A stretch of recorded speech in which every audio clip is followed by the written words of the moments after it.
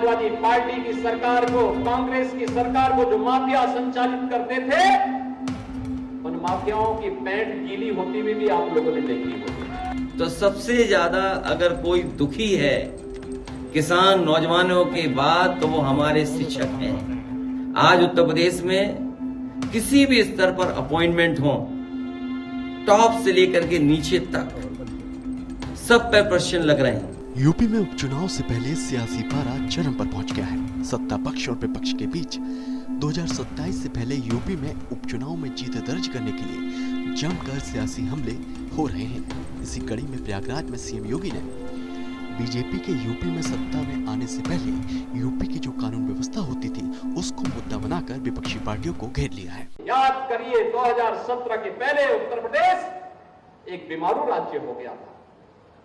न युवाओं को नौकरी मिलती थी, न रोजगार मिलता था, न कोई निवेश करने के लिए आता था। अन्नदाता किसान आत्महत्या कर रहा था, बेटी सुरक्षित नहीं थी, व्यापारी का सम्मान भी नहीं था और उसको सुरक्षा भी नहीं थी। समाज का कोई तबका खुशहाल नहीं था। दंगे होते थे, बड़े बड़े दंगे होते थे, महीनों तक दंगे चलते थे। आपने 7.5 वर्ष में कहीं दंगे का नाम सुना है क्या? सीएम योगी ने साफ तौर पर दंगों का जिक्र किया। दंगों से निपटने के लिए पिछली सरकार की नीतियों का सच बताया।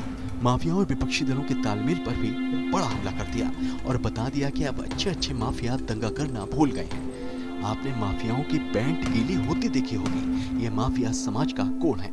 आपने 7.5 वर्ष में कहीं दंगे का नाम सुना है क्या? कहीं दंगा हुआ है क्या? और कोई दंगा कर पाएगा क्या? दंगा करने की कीमत क्या होगी है? ये उल्टे पोस्टर जब टंगेंगे ना शहर शहर में, और फिर उनसे वसूली होगी 7 पीढ़ियों तक की, ये सारी संपत्ति वसूली होगी। अच्छे दंगाई दंगा करना भूल गए हैं।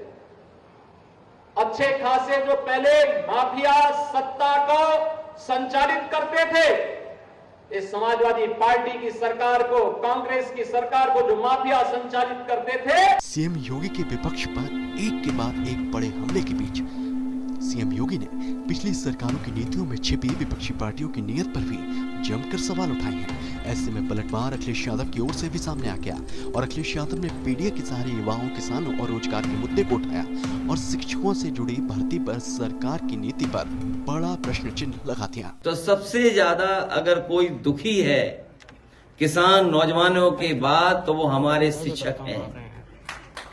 पढ़े लिखे नौजवान हैं जो शिक्षक बनना चाहते हैं। ये विभाग ऐसा है, अगर हम देखें primary education, higher secondary education, माध्यमिक शिक्षा, हायर एजुकेशन, आपके polytechnic, ITI, engineering college, medical college, आप सोचो कितना बड़ा समाज का हिस्सा है जो इसी से बनता बिगड़ता है। आज उत्तर प्रदेश में किसी भी स्तर पर अपॉइंटमेंट हो, टॉप से लेकर के नीचे तक सब पे प्रश्न लग रहे हैं, उंगली उठ रही है। जितने शिक्षकों की भर्ती हो जानी चाहिए थी, अभी भी सरकार उतने शिक्षकों की भर्ती नहीं कर पा रही है। जिन लोगों को मिल गया हाई कोर्ट से, सरकार ऐसी साजिश और षड्यंत्र रच रहा है कि उन्हें नौकरी न मिल जाए। यूपी में सियासी सरगर्मियां बढ़ गई हैं और अपनी अपनी पार्टी के लिए 2027 में यूपी में होने वाले विधानसभा चुनाव के लिए जिताऊ माहौल अभी से सेट करने के लिए दोनों ओर से उपचुनाव में बड़ी जीत का लक्ष्य रखा गया है। ब्यूरो रिपोर्ट, श्रेष्ठ यूपी।